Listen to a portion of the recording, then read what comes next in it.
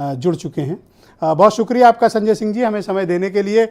आज आपने press conference की और आपकी पार्टी ने ये वायदा किया है कुछ हाफ और माफ का, तो उत्तर प्रदेश में भी आप वही फ्री वाली पॉलिटिक्स लेकर आ गए? देखिए ब्रजेश जी, कोई फ्री वाली पॉलिटिक्स ऐसा नहीं है कि हम लोग कोई अपने घर से किसी को कुछ देते हैं। अगर सरकार की बात आप कीजिए तो सरकार के बारे में क्या कहा जाता है कि सरकार एक लोक कल्याणकारी संस्था है। तो लोक कल्याणकारी संस्था को हमेशा अपनी प्राथमिकता रखनी चाहिए कि जनता को कैसे हम न्यूनतम दरों में सुविधाएं दे सके, या तो निःशुल्क या न्यूनतम दर में जो उसकी जिंदगी की मूलभूत जरूरतें हैं। अब फ्री वाली पॉलिटिक्स जो हमारे बारे में कहा जाता है, इस पॉलिटिक्स को तो अब सारी पार्टियां अपनाने के लिए लालायित हैं ब्रजेश जी। अब आप देखिए कि कर्नाटक के चुनाव में सब कह रहे हैं बिजली फ्री होगा, हरियाणा के चुनाव में कह रहे हैं बिजली फ्री होगी, राजस्थान में, बंगाल में। तो केजरीवाल जी अगर बिजली फ्री करते हैं तो कहते हैं फ्री फ्री फ्री। अब बाकी सारी पार्टियां उसको नकल करने के लिए, पर उत्तर प्रदेश है संजय सिंह जी, ये उत्तर प्रदेश में आप देख चुके हैं कि हाफ और माफ की पॉलिटिक्स नहीं चलती। हमने तीन बातें कही, हाफ और माफ की पॉलिटिक्स नहीं चलती। हमने तीन बातें कही हैं Brajesh ji, house tax half, water tax माफ और शहर होगा साफ। ये तीन नारों के साथ हम चुनाव मैदान में हैं और काफी लंबे समय से हम लोग तैयारी भी कर रहे हैं। 763 नगर निकायों पे हमने अपना प्रभारी बनाया था, वार्डों में, शहरों के अंदर नगर पंचायतों में, नगर पालिकाओं में हमने अपनी कमेटियां बनाई थी। और अभी पहले चरण में जितने भी मेयर के प्रत्याशी थे वो सब हमने घोषित किए हैं। पर आप मुझे बताइए कि असेंबली इलेक्शन में आपकी पार्टी ने वार्डों में पूरी ताकत से चुनाव लड़ा, लेकिन नतीजों को आप बेहतर वाकिफ हैं कि अधिकांश सीटों पर आप लोगों की जमानत जब्त हो गई। ऐसे में किस उम्मीद के सहारे और किस वोट बैंक के सहारे आप उत्तर प्रदेश में अब निकाय चुनाव लड़ने आए हैं? देखिए, 3 चुनाव हुए अखिलेश जी, ये ब्रजेश जी।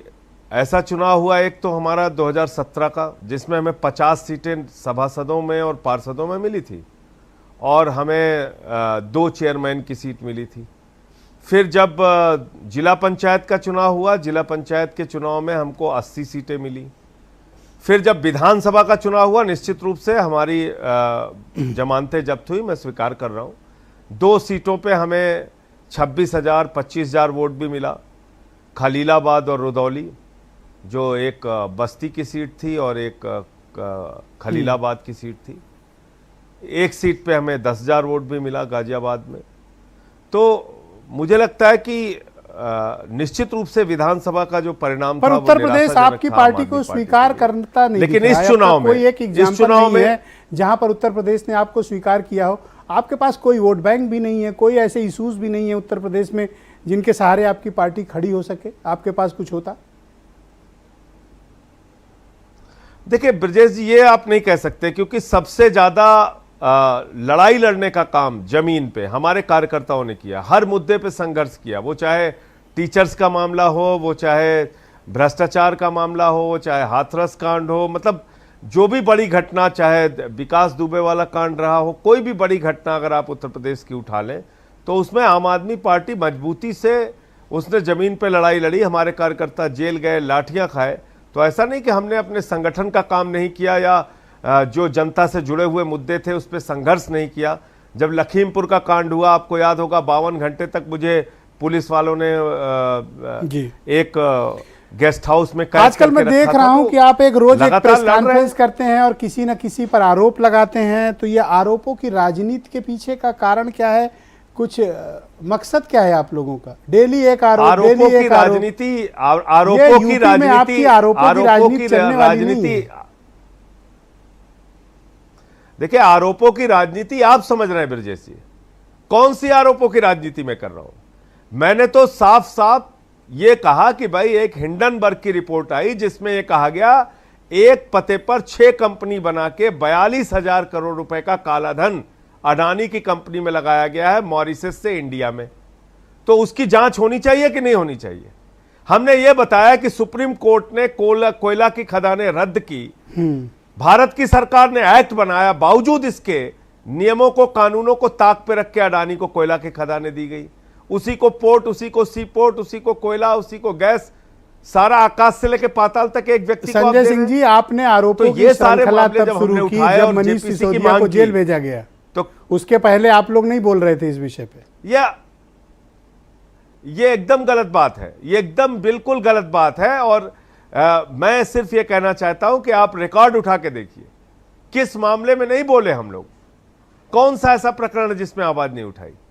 और अडानी का भ्रष्टाचार कोई मनीष सिसोदिया की गिरफ्तारी से लिंक है? अडानी का भ्रष्टाचार तो कब से चल रहा है। अगर सरकार नहीं सुन रही आपके आरोपों को तो आप कोर्ट जाइए। अगर आपके पास एविडेंस है तो आप कोर्ट जाइए, क्यों नहीं जा रहे हैं? ब्रजेश जी, रोज ईडी और सीबीआई दर्जनों लोगों को बुलाती है, पूछताछ करती है, उनके घरों पे छापेमारी करती है। आपके टीवी चैनल पे आधिकारिक रूप से इस बात को कह रहा हूं, 11 मेल सीबीआई को, 11 मेल ईडी को, 11 मेल सीबीसी को मैंने भेजा, समय मांगा खुद मिलने के लिए, एक मेंबर ऑफ पार्लियामेंट होके, कि हमें अडानी के भ्रष्टाचार की जानकारी आपको देनी है। मिलने के लिए समय नहीं उनके पास, दूसरे के घरों में छापेमारी करने के लिए समय है, गिरफ्तारी के लिए समय है। मैंने अडानी के घोटाले की जानकारी देने के लिए मेल लिख के टाइम मांगा, कोई मिलने का समय नहीं दिया जा रहा है। तो ये अब आप कोर्ट अगर जाएंगे तो कोर्ट पहले पूछेगी, भाई आप जिम्मेदार संस्थाओं के पास गए, उनको आपने कोई सूचना दी इस घोटाले से, जो नॉर्मली कोर्ट करता है। लौटकर उत्तर प्रदेश आते हैं, आपने सब पर स्टेटमेंट मैंने आपका देखा, अतीक अहमद पर या उमेश पाल पर आपने कुछ बोला नहीं। आपने देखा यहाँ किस तरह से मर्डर होते हैं, चाहे उमेश पाल का हो चाहे अतीक अहमद का हो। आपकी सिक्योरिटी वगैरह तो ठीक है संजय सिंह जी? मैं तो सिक्योरिटी लेके चलता ही नहीं ब्रजेश जी, मेरे पास तो होमगार्ड भी नहीं है। आपके दर्शकों के लिए और आपके लिए और भाजपा के लिए ये जानकारी मैं दे दूं, मैं होमगार्ड लेके भी नहीं चलता। हां, लेकिन किसी से डरता नहीं हो, ये बात बिल्कुल तय है। बेबाक तरीके से लड़ता हूं, किसी से डरता नहीं हो। मुझे किसी की सिक्योरिटी नहीं चाहिए, कोई सिपाही नहीं चाहिए, कोई दरोगा नहीं चाहिए, कोई होमगार्ड नहीं चाहिए। आपने बताया नहीं कि अतीक अहमद के मर्डर पर आपकी ओपिनियन क्या है, आप कैसे इसको लेते हैं?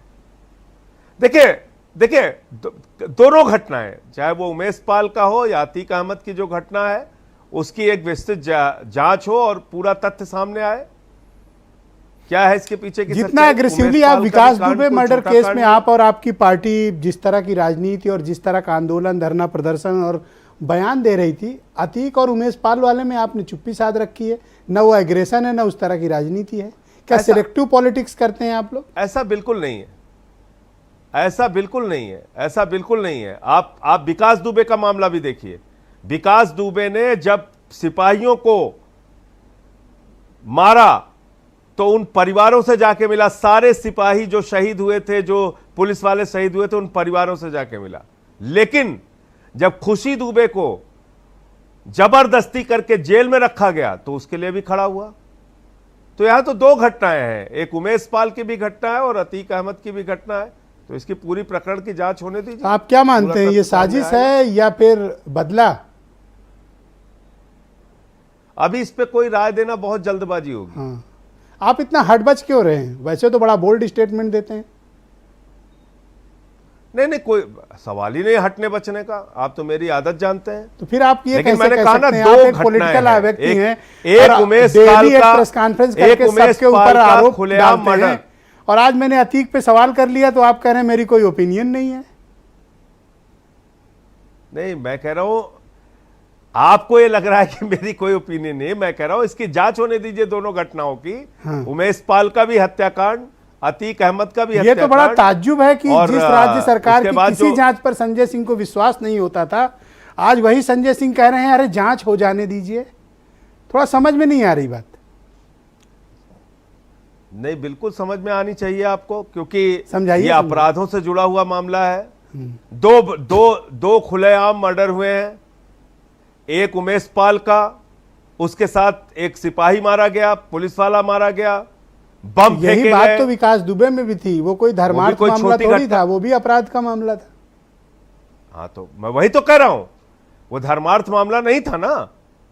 तो दो बड़े अपराध की घटना हुई, एक उमेश पाल की और दूसरा ये, तो दोनों की जब तक गहनता से जांच नहीं होगी पूरा सच कैसे सामने आएगा, और मैं आपके टीवी चैनल के प्रोग्राम पे कैसे बता सकता हूं? पहले तो रोज प्रेस कॉन्फ्रेंस करके लखनऊ में भी आप आरोप आरोप आरोप आरोप, आपका नाम ही लोग रखते थे संजय आरोप सिंह, वही काम आप दिल्ली में कर रहे हैं। अब जब यूपी की बारी आई और अतीक अहमद जैसे एक सवाल आ गए, तो अब आप हटने बचने की कोशिश कर रहे हैं, साफ दिख रहा है, आपकी आवाज नहीं निकल रही। कोई एकदम साफ नहीं, एकदम साफ नहीं दिख रहा है आपको यह समझना चाहिए कि दो बड़े अपराध की घटना है, एक उमेश पाल की, दूसरी अतीक अहमद की जी।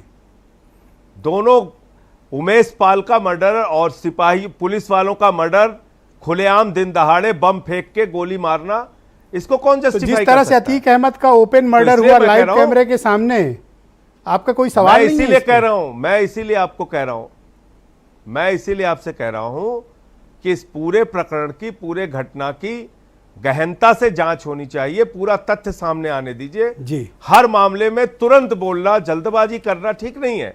और ये बात वो संजय सिंह कह रहे हैं जो रोज इसमें बहुत सारे तथ्य, बहुत सारी स्टोरी चल रही है, बड़े ताज्जुब बहुत की बात सारी, है। अभी और क्या क्या देखना बाकी है राजनीति में हम लोगों को। कभी भी तथ्य के विपरीत नहीं, कभी भी तथ्य के विपरीत नहीं। बहुत बहुत शुक्रिया। प्रेस कॉन्फ्रेंस मेरी बता दीजिए जिसमें मैं तथ्य के विपरीत जाके बात मैं बहुत धन्यवाद देता हूं कि आपने अपना कीमती वक्त हमारे दर्शकों के लिए निकाला। आपका बहुत बहुत धन्यवाद संजय सिंह।